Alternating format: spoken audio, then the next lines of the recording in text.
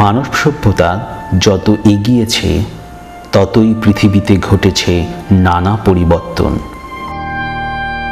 আগুন জ্বালানোর মাধ্যমে এই সভ্যতার যেমন অগ্রগতি ঘটেছে, তেমনি সূচনা হয়েছে দূষণের।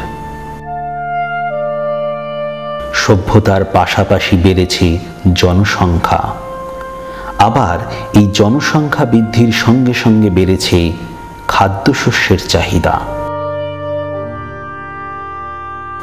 এই ক্রমবর্ধিত খাদ্যশস্যের চাহিদা মেটাতে আমরা ব্যবহার করে চলেছি অধিক পরিমাণে রাসায়নিক সার ও কীটনাশক, যার ফলস্বরূপ আজ আমরা দাঁড়িয়েছি এক সমস্যার মুখে।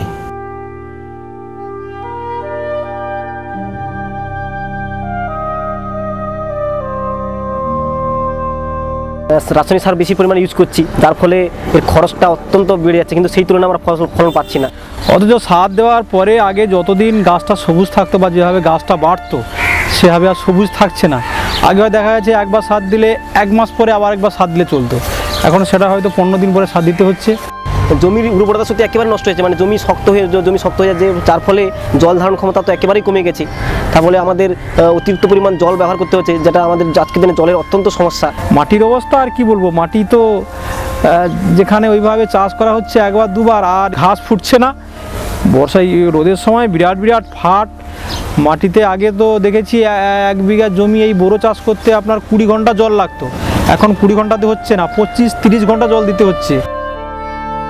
একটা কথা অস্বীকার করে লাভ নেই যে স্বাধীনতা উত্তর সময় 1960 সাল পর্যন্ত ভারতবর্ষ প্রচণ্ড খাদ্য সমস্যার সম্মুখীন হয়েছিল। এই খাদ্য সমস্যার থেকে পরিত্রাণ পাওয়ার জন্য আমরা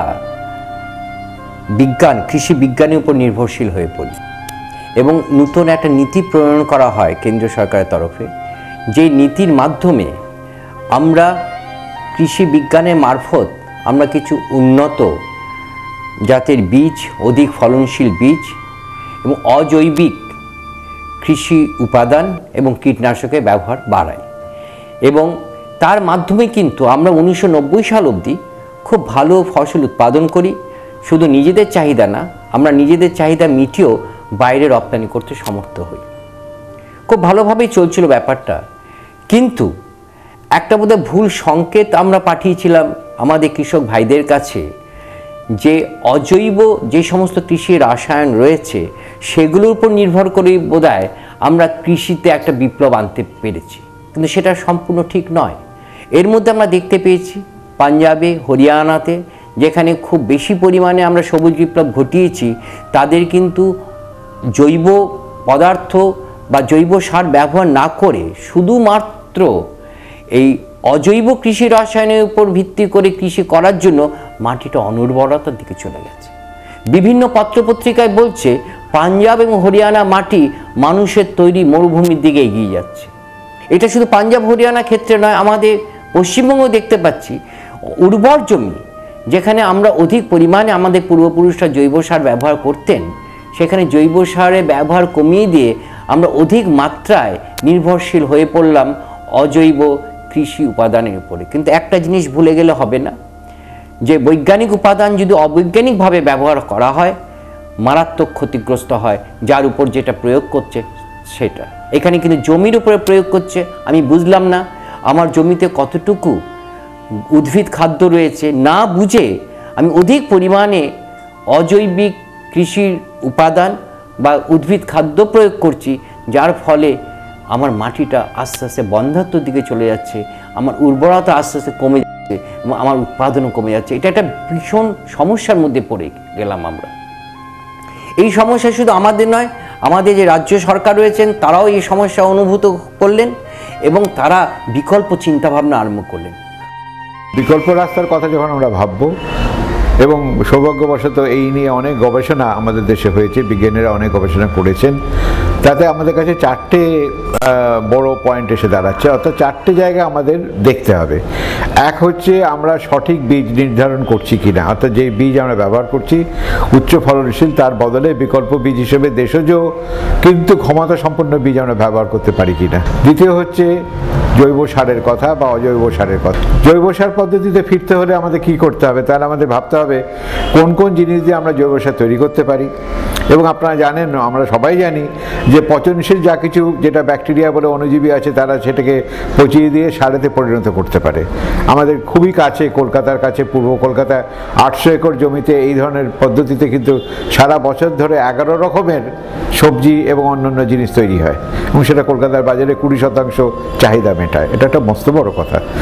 এর সাথে কিন্তু এই কথাটাও বলতে হবে, বীজ এবং জৈব সার ছাড়া আমাদের কীটনাশকের ব্যাপারে আমাদের ভাবতে হবে, কীটনাশকের ব্যবহার কী হবে, এবং অজৈব কীটনাশক বা রাসায়নিক কীটনাশক যেটাকে বলা হয়, তার বদলে খুব সাধারণ একটা জিনিস, নিম থেকে 27 রকমের কীটনাশক তৈরি হয়েছে।